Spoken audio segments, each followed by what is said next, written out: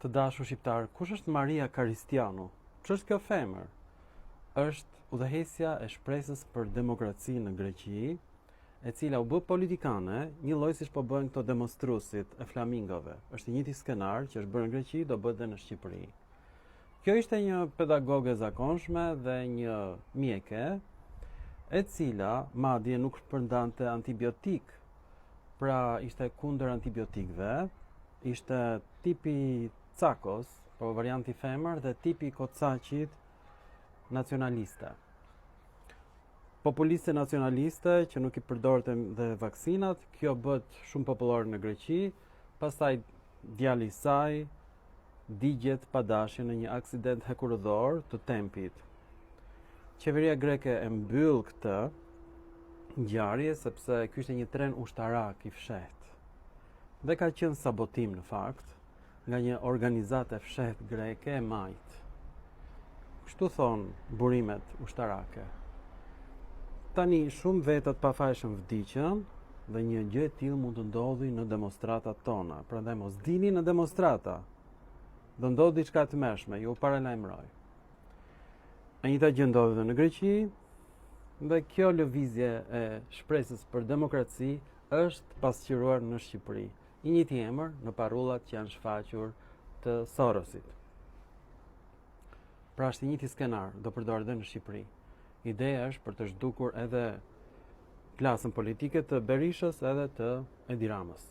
Pra dhe të majtën dhe të djathën dhe të futet një forcë tretë politike e Sorosit. Do të bëhet komplet kaos në Shqipëri. Sistemi dypartijak është shumë i dobishëm dhe kjo vjet në Amerikë. Dhe Amerika është një shtet i Washingtonit, në fakt, mbi shtetet e tjera, mbi vendoset politika e Washingtonit në të gjitha shtetet e tjera, dhe është si një perandori e vogël, e qëndrueshme deri tani.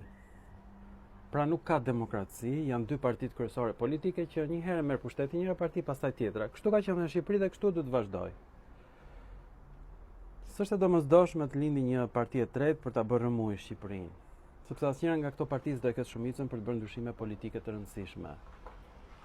Në fakt, e njëjta gjë ndodhi në Greqi. Partia Mitsotakisit ka 26% të votave dhe partia e Maria, të cilës djali i vdiq pra në një aksident hekurëdor, ajo fitoi rreth 41% të votave. Por asgjë s'ndryshoi në Greqi, njerëzit janë shumë të dëshpëruar. Po ikin në masë në Greqi emigrant, një lloj si në Shqipëri. Është e pandalshme kjo. Pra, ky skenar që ndodhi në Greqi do bëhet edhe në Shqipëri. Ajo që më shqetëson nuk është viktimat e pafajshme që do ndodhin, e sigurt, se shqiptarët janë drilon, por ka ndodhur një fenomen shumë i shëmtuar që ngjarjet politike të Greqisë janë eksportuar në Shqipëri dhe pasqyrohen me hollësi sikur të ishte Greqia vend ynë ose ne pjesë e Greqisë. E njëjta gjë ka ndodhur në vitet 1944 deri në 1948 në Shqipëri, kur Shqipëria u bë praktikisht Republika e 7 e ish Jugosllavisë. Vinin lajmet për udhëheqësin Tito, për ushtrin nacional shqiptare të përbashkët, thuaj atëherë, jugoslave dhe shqiptare, u harrua çështja e Kosovës, të drejtat e shqiptarëve në Maqedoni, në Maltëzi, u sheshuan fare, dhe Shqipëria filloi të bëhej pjesë e arealit jugoslav. Deri në atë shkallë sa që ari i Shqipërisë me kamion është çuar pra në Beograd. I gjithë ari shqiptar që kishte mbetur mbas vjedhjes nga Mbreti Zog. Kjo është e tmerrshme. Enver Hoxha mblodhi të gjithë Florint, Vathët, Unazat, e njerëzve të klasës së shtresë së mesme, i ngarkoi në kamion dhe i çoi në Beograd. Dhe u bë shkrirja ekonomike e Beogradit dhe Tiranës. E njëjta gjë po ndodh midis Shqipërisë dhe Greqisë, është hequr pika kufitare Sarandës dhe e Dërmiut.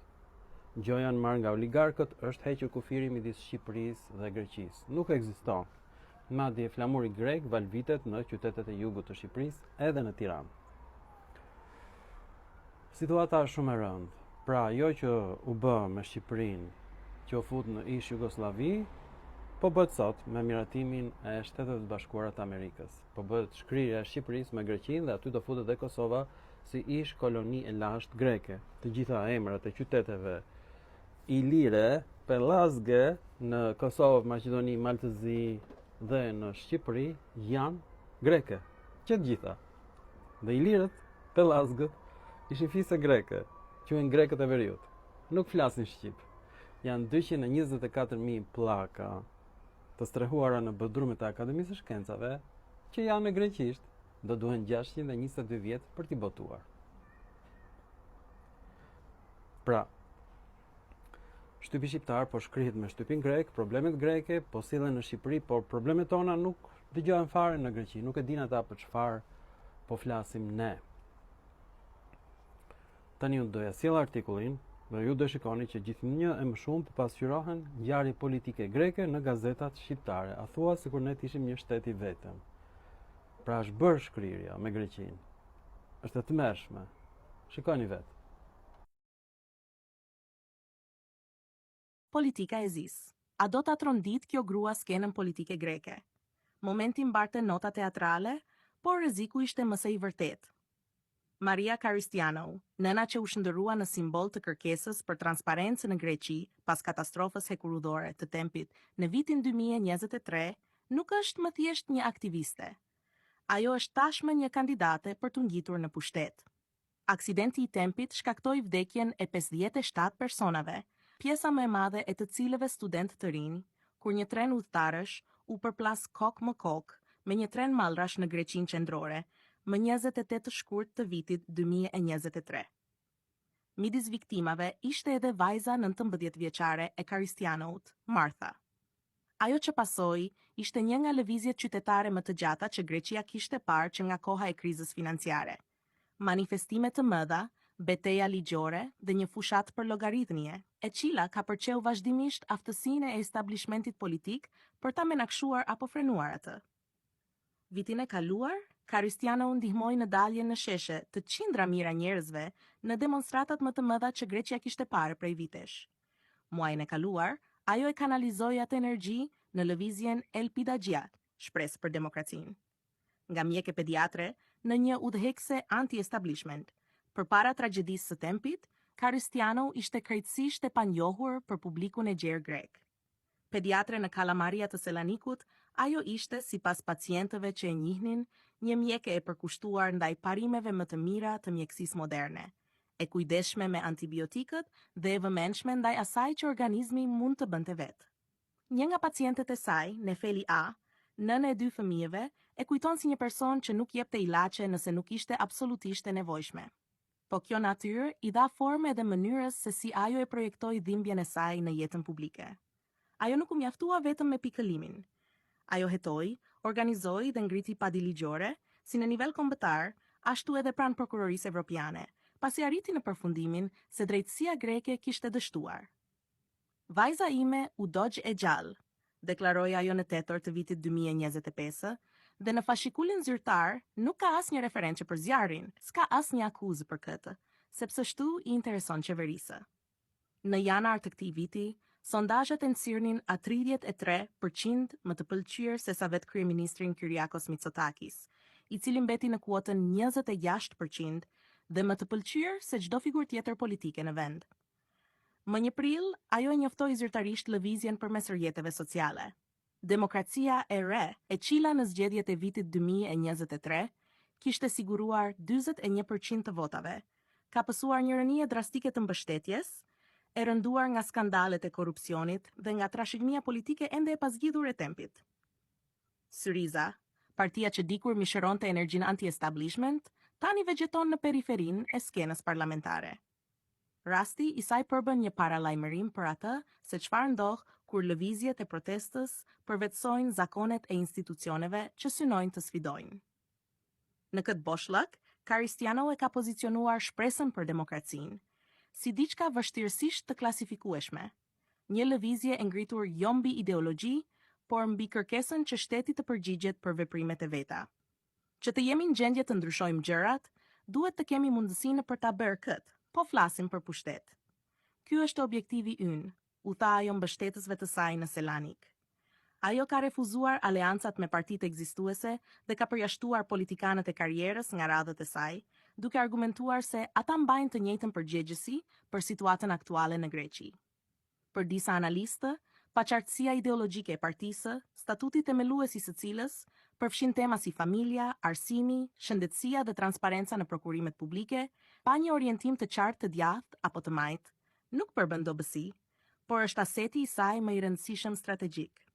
Në një kontekst ku votuesit po largohen njëkohësisht si nga e majta, ashtu edhe nga e djathta tradicionale, një lëvizje që kërkon me ngulm llogaridhnie mund të fitojë mbështetje nga dyja krahët. Sondazhet sugjerojnë se kjo po ndodh që tani, me një përkrahje potenciale që shtrihet nga progresistët e zhgënjur deri te konservatorët anti-establishment. Megjithatë, asnjë analizë e ndershme e kësaj aventure politike të Karistianou nuk mund të anashkaloj problematikat e saj. Debati mbi abortin. Në janar të këtij viti, gjatë një ndërhyrjeje në Open TV, Karistianou e cilësoi abortin si një çështje komplekse etike që përfshin si të drejtat e grave, ashtu edhe ato që ajo i quajti të drejtat e fetusit, duke kërkuar një konsultim publik për një çështje që është rreguluar me ligj në Greqi, që nga viti 1986.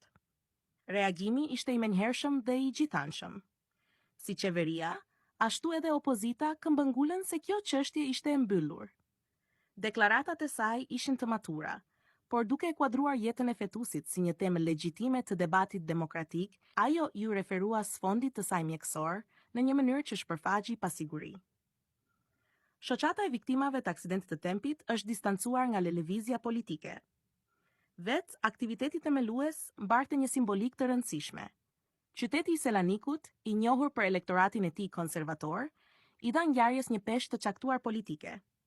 Por mungesa më domethënëse e mbrëmjes ishte ajo për të cilën u diskutua më pak. Asnjë përfaqësues i shoqatës së familjarëve të viktimave të Tempit 2023 nuk mori pjesë, ndonse disa familje e nënshkruan deklaratën e themelimit.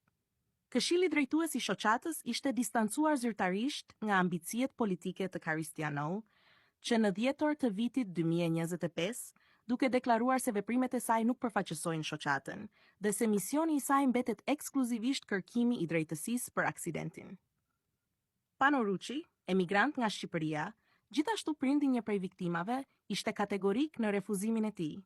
Kam luftuar për tim, birë dhe për të vërtetën, jo për përfitime politike. Katerina Moutsatsos dhe identiteti ideologjik i shpresës për demokracinë. E ftuara surprize e aktivitetit themelues, aktoria dhe aktivistja Katerina Moutsatsos i shtoi një tjetër nivel kompleksiteti. E lindur në Kaliforni dhe me baba një oficer të marinës greke, Moutsatsos ka ndërtuar një karrierë të suksesshme në televizionin grek, por edhe në teatrin turk, me një rol të spikatur si Stella në serialin Yabancı Damat.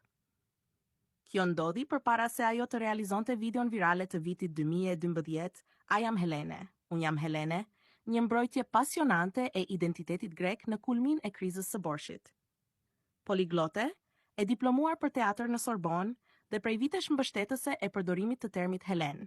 Në vend të grek, ajo deklaroi para publikut në Selanik se ishte përgatitur prej 14 vitesh për këtë moment. Në vitin 2024, ajo kishte kandiduar për Parlamentin Evropian me EPAM-in, një formacion nacionalist i linjës së ashpër dhe kundërshtar i memorandumeve të mirë kuptimit.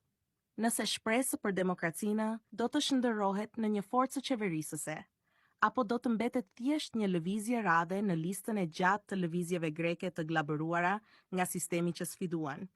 Kjo varet nga pyetjet të cilave asnjë aktivitet themelues nuk mund t'u jap përgjigje. Koalicioni është i gjerë, kontradiktat janë reale dhe familjet e munguara shërbejnë si një kujtese e përhershme e asaj që ka humbur. Ajo që mbetet e sigurt është se, për herë të parë pas një kohe të gjatë, muret e establishmentit të politikës greke po drihen dukshëm.